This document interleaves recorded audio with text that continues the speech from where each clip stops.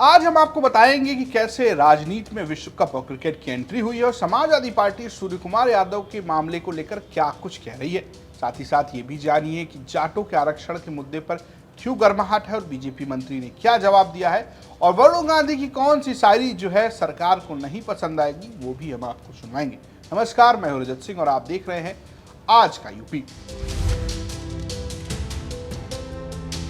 पहले बात करते हैं विश्व कप की।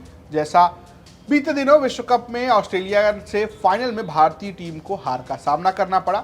241 रन का लक्ष्य था। ऑस्ट्रेलिया ने 6 विकेट रहते हुए इस लक्ष्य को हासिल कर लिया और एक आसान जीत हासिल की और इस जीत के बाद से राजनीति शुरू हो गई है।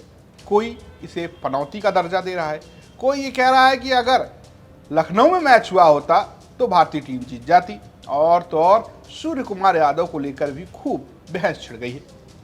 पहले बात पनौती की कर लेते हैं। दरअसल विश्व कप का मैच अहमदाबाद के नरेंद्र मोदी स्टेडियम में हुआ। प्रधानमंत्री वहां गए, उन्होंने हार के बाद ड्रेसिंग रूम में जाकर खिलाड़ियों के साथ मुलाकात की, उनका मनोबल भी बढ़ाया।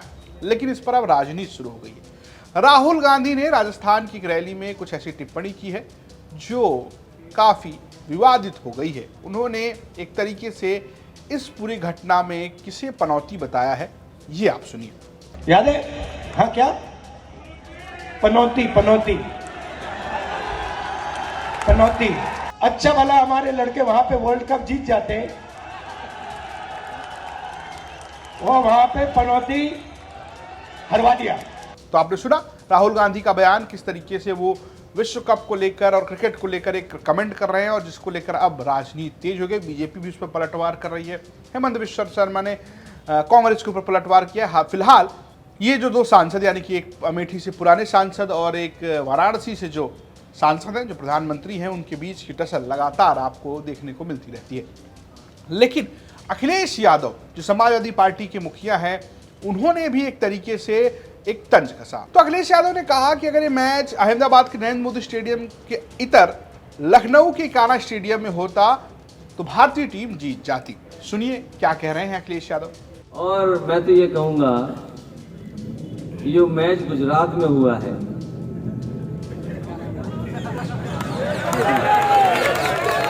अगर ये स्टेडियम लखनऊ में हुआ होता और उन्हें आशीर्वाद बहुतों का मिलता, टीम को आशीर्वाद एक तो भगवान विष्णु का मिलता क्योंकि कान्हा नाम से है वो स्टेडियम। बीजेपी वालों पे रहा नहीं गया, उन्होंने अटल बिहारी वाजपेयी जी के नाम पे कर दिया। अगर वहां पर मैच होता तो भगवान के साथ साथ अटल बिहारी वाजपेयी जी का भी आशीर्वाद मिलता और इंडिया जीत गई होती। अब सुनने में आ रहा है कि वहां की पिच भी गड़बड़ थी और जो लोगों की तैयारी थी वो तैयारी आधी अधूरी रह गई। अखिलेश यादव का बयान सुना, वो भी एक तरीके से तंज कसते नजर आ रहे हैं कि अगर अटल बिहारी वाजपेयी और भगवान विष्णु का आशीर्वाद मिलता तो जीत जाती। एक तरीके से प्रधानमंत्री के इर्द गिर्द एक पॉलिटिक्स खींचने की कोशिश की गई। लेकिन इसके तहत सोशल मीडिया पे एक अलग बहस छिड़ी हुई सूर्य कुमार यादव को लेकर। सूर्य कुमार यादव को लेकर बहुत सारे प्लेटफॉर्म पर चर्चा हो रही है कि क्या उनको वनडे में रखना चाहिए, नहीं रखना चाहिए। इसको लेकर एक विशेष किस्म की चर्चा छिड़ी हुई है। इन सबके बीच समाजवादी पार्टी के प्रवक्ता मनोज काका ने कुछ कमेंट कहा। मनोज काका का मानना है कि बहुजनों और ओबीसी को अपना मीडिया प्लेटफॉर्म बनाना चाहिए ताकि उनके हितों की बात हो जाए। और ये सारी बात वो कह रहे हैं सूर्य कुमार यादव के संदर्भ में। सुनिए मनोज काका क्या कह रहे हैं। और ये एक अपनी एक मीडिया तैयार करिए। मुझे खुशी है कि कम से कम अब बहुजन वर्ग के भी नौजवान, सभी जात वर्ग के नौजवान एक अपनी मीडिया और एक अपना यूट्यूब पे प्लेटफॉर्म तय कर रहे हैं, एक अपना प्लेटफॉर्म बना रहे हैं। हम समाजवादी लोग ऐसे ही लोगों का समर्थन करेंगे जो समावेशी बात करें, जो सबकी बात रखें, निष्पक्ष निर्भीक हो करके और निर्विवाद हो। तो मनोज काका सूर्य कुमार यादव पर हुई टिप्पणी को लेकर आहत हैं और उन्होंने अपनी अभिव्यक्ति व्यक्त की है। फिलहाल समाजवादी पार्टी का ये अप्रोच जो विश्व कप को लेकर है वो राजनीति में कितना आगे जाता है, 2024 में क्या फायदा नुकसान होता है, ये देखने वाली बात जरूर होगी। अब आते हैं दिन की दूसरी खबर पर। दिन की दूसरी खबर जाट आरक्षण से जुड़ी हुई। जाटों का आरक्षण का मुद्दा लगातार गर्म हो रहा है। आपको बता दें कि उत्तर प्रदेश में जाट ओबीसी कोटे से आरक्षण लेते हैं, लेकिन केंद्रीय नौकरियों में वो सामान्य कैटेगरी में आते हैं। ऐसे में लगातार जाट महासभा, तमाम खाप पंचायतें होती हैं और जिसमें जाट आरक्षण की मांग की जाती है कि उन्हें केंद्रीय नौकरी में भी दर्जा दिया जाए, यानी कि कोटा दिया जाए। अब इसको लेकर एक ऐसी ही महापंचायत बुलाई गई जिसमें संजीव बालियान भी पहुंचे, जो कि केंद्रीय मंत्री हैं, केंद्रीय राज्य मंत्री हैं, बीजेपी के नेता हैं, मुजफ्फरनगर से सांसद हैं और जाट हैं। ऐसे में उनसे हमने सवाल पूछा तो उन्होंने कहा कि बीजेपी ऐसी पार्टी है जो जाटों को आरक्षण दिया है और आगे भी दिलाएगी। सुनिए। और इसमें पार्टी की बात नहीं जाता, आरक्षण तो भारतीय जनता पार्टी ने दिया। जो पहला आरक्षण था वो तो वाकई चौधरी देवीलाल ने दिया था, गुरनाम सिंह आयोग बना था हरियाणा में। उसके बाद राजस्थान हो, उत्तर प्रदेश हो, अब जम्मू कश्मीर में, सब जगह जो आरक्षण जो हुआ है वो भारतीय जनता पार्टी की सरकार में हुआ है। तो इसलिए मेरे विचार से ऐसी बात तो कोई होनी नहीं चाहिए पार्टी की। आपको बता दें कि संजीव बालियान लगातार पश्चिमी यूपी की पॉलिटिक्स में काफी सक्रियता दिखा रहे हैं। इससे पहले वो पश्चिमी उत्तर प्रदेश से को अलग, यानी कि एक अलग राज्य की भी बात कर चुके हैं। अब जाट आरक्षण पर भी वो सक्रिय दिख रहे हैं। दरअसल चुनाव से पहले उनकी सक्रियता बता रही है कि पश्चिमी यूपी में जाट वोट कितने महत्वपूर्ण है।